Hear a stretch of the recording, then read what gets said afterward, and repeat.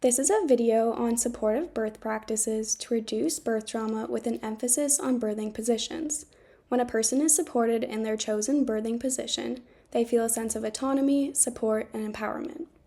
Birth trauma is the painful, emotional, and/or physical distress felt by a childbearing individual during or after their childbirth experience. Birth trauma affects many individuals as it has a global prevalence of 33 to 45% of all births. There are several factors that influence the birthing experience. Protective factors that contribute to positive birthing experiences include continuous labor support from partner, family, hospital staff, or doula, having a birth plan that expresses your preferences and wishes, and supportive laboring and delivery equipment. Some contributing factors that increase the risk of birth trauma include lack of respect and/or support for birthing individuals, discontinuity of care and high staff turnover, high intervention rates, healthcare provider convenience and comfortability, healthcare provider and birthing individual lack of education, and history of medicalized birth. In this video, we will explore various supportive measures and techniques along with different positions that can be used during labor and birth to help reduce the risk of birth trauma. Support can come from both individuals and equipment. There's a lot of research that emphasizes the importance and advantages of support people during labor. Continuous labor support has been shown to decrease the number of cesareans, increase spontaneous vaginal births, decrease the risk of being dissatisfied in the birthing experience, shortens labor by 41 minutes, and results in increased natural oxytocin release, increased mobility, increased self-esteem, decreased pain, and decreased anxiety.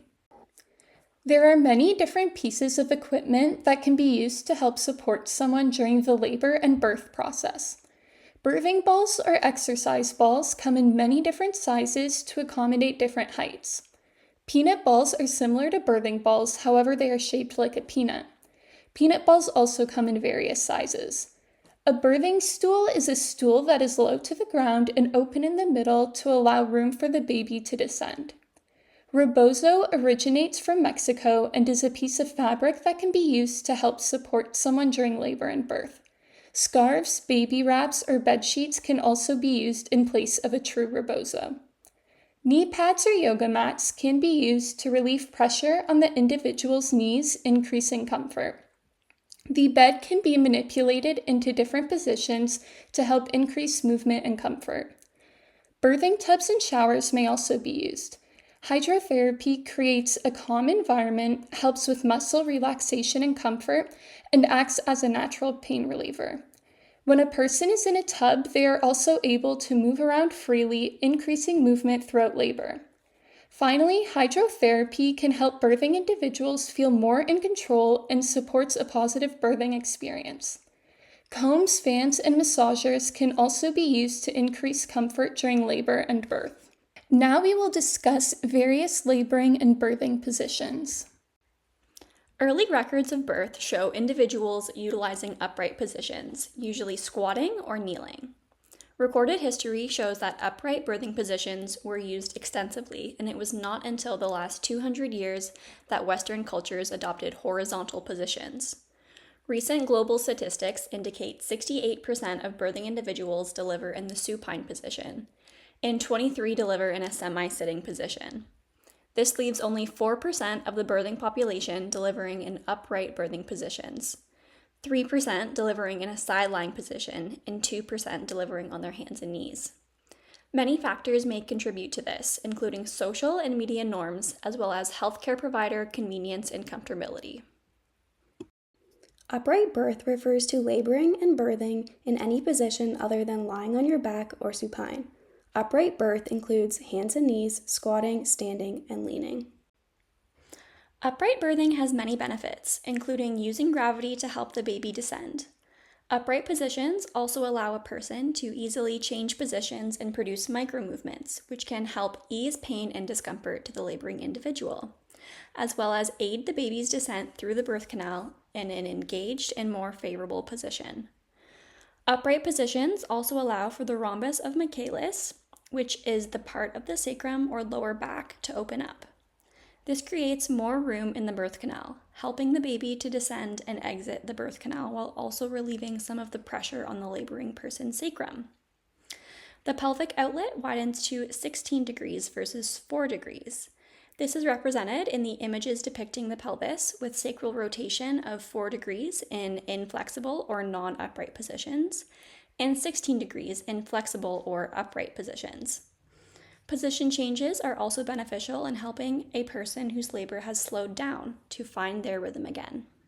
Upright birthing has been linked with more effective contractions, decreases the risk of 3rd or 4th degree tears, shortens the length of labor and pushing, reduces the risk of abnormal fetal heart rate patterns, and decreases the number of interventions, such as pain relief or epidural use, instrumental birth such as vacuum or forceps use, and cesarean sections. Upright birthing is not without limitations. Upright birthing can lead to increased fatigue, especially during prolonged labor and pushing. Upright birthing also does increase a person's risk of 1st or 2nd degree tear and can minimally increase the amount of bleeding a person experiences. Other birthing positions include the lithotomy position, where the birthing individual's legs are in stirrups, the supine position, where the individual is lying on their back, and the side-lying position. These positions are beneficial when the individual is fatigued and may have had a long labor. Additionally, they are easier to use when epidurals are in place. The World Health Organization has a set of guidelines that includes recommendations for a positive childbirth experience. Number 1 is respectful maternity care, which refers to care organized for and provided to all birthing individuals in a manner that maintains their dignity, privacy, and confidentiality, ensures freedom from harm and mistreatment, and enables informed choice and continuous support during labor and childbirth. Number 25 is encourage the adoption of mobility and an upright position during labor in individuals at low risk. Number 34 and 35 are birthing individuals with and without epidural anesthesia, encouraging the adoption of a birth position of the individual's choice, including upright birthing positions. Movement through labor can also be beneficial, whether this be alternating positions or facilitating micro-movements in each position. This helps the baby rotate through the bones of the pelvis, finding the best pathway for descent. Movement can also encourage the baby to adopt favorable positions. This is also associated with decreased pain and faster labors. Now we will move on to demonstrations of different laboring and birthing positions, including brief discussions about each position. Squatting positions allow for the majority of weight to be put on the feet. This position allows for gravity to assist with the labor and birth. A drawback of this position is that it may be difficult to hold a squat for a long period of time. Using supportive tools can reduce this pressure and fatigue, allowing the squat to be held for longer. Research has found that squatting with support decreases the length of the second stage of labor, decreases pain, and improves perceived pushing efficacy. Birthing bars or squatting bars can also facilitate this position. These are typically available on hospital birthing beds. In this image, we are using a rebozo to mimic a birthing bar, which can be used as an alternative if the bar is not present. The kneeling position is useful when the birthing individual is experiencing back labor. Kneeling encourages movement of the baby, helping labor progress. There is also no external pressure on the pelvis, which allows the birthing individual to move more freely. There are various tools that can be used to support this position, including knee pads, a cub, and the bed. Sitting on a supportive object also allows for gravity to aid with the baby's descent. These supportive objects can include a birthing stool, birthing ball, and a cub, among many other things. They are typically low to the ground, which also allows for the legs to flex and increases the size of the pelvis. This image is demonstrating a hip squeeze, which is used to relieve pelvic discomfort and back pain. It is also a method of counterpressure as it relieves pressure, especially during contractions. This image is showing how a support person or nurse can apply counterpressure to the sacrum or lower back. It is especially useful during contractions and when the baby's head is pushing against the sacrum.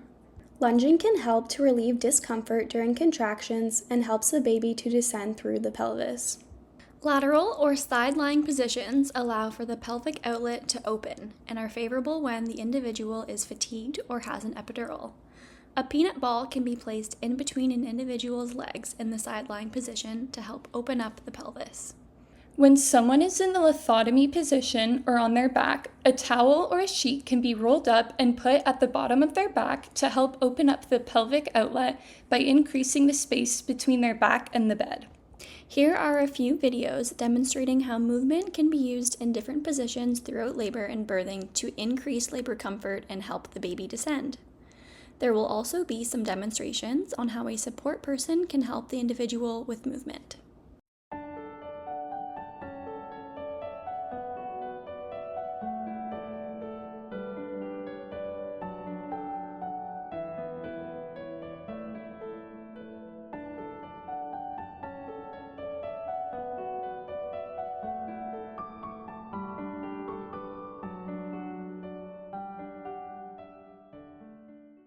You can inquire about the resources available at the institution you may be laboring and birthing at. This will inform you about what you may want to bring with you versus what is already provided at the hospital. Currently, as of 2025, Kingston General Hospital supplies birthing balls, birthing stools, squatting bars, shower chairs, and birth tubs. Priority for birth tubs is given to patients with midwives. There are many cultural factors that can affect an individual's goals and wishes for labor and birth that need to be considered. This can include, but is not limited to, the location of labor and birth, such as at home, hospital, or a birthing center, the equipment used during labor and birth, the number of family members and individuals involved, and rituals or practices involved with labor and birth. Remember, the choice of position during labor and birth should be up to the birthing individual. Various factors can influence which positions are feasible, including cultural preferences, pre-existing conditions, prolonged labor, fatigue, pain, epidural use, and the well-being of both the infant and the birthing individual. While upright birthing offers many benefits, it is not always practical for everyone. The key is ensuring that the birthing individual feels informed, respected, and well supported in their chosen labor and birth position. We would like to take this time to thank some key members in creating this presentation. Thank you to doula Lauren Miller, who acted as our birthing model, doulas Chelsea Lutsenko and Mandy McClellan for supporting our learning and helping to create this project. Thank you to Alicia Papanicolaou for taking the time to provide knowledge and guidance to help enhance our project. Thank you to Dr. Rebecca Rooney, an obstetrician gynecologist, and labor and delivery nurses Cecilia Evers, Erica Wall, and Talia Ross for the knowledge and expertise they provided. Thank you to our course coordinator and seminar leader, Sherry Schmidt-Stutzman, who has supported us and helped with the direction of our project throughout the semester. Finally, thank you to Dr. Danielle McDonald for providing resources and information to better understand this topic. Thank you for listening. This video was created by Grace Cokes, Gabrielle Evers, and Sarah Groves in partial fulfillment of the requirements for Queen's University Nursing, Practicum in Community Health Promotion.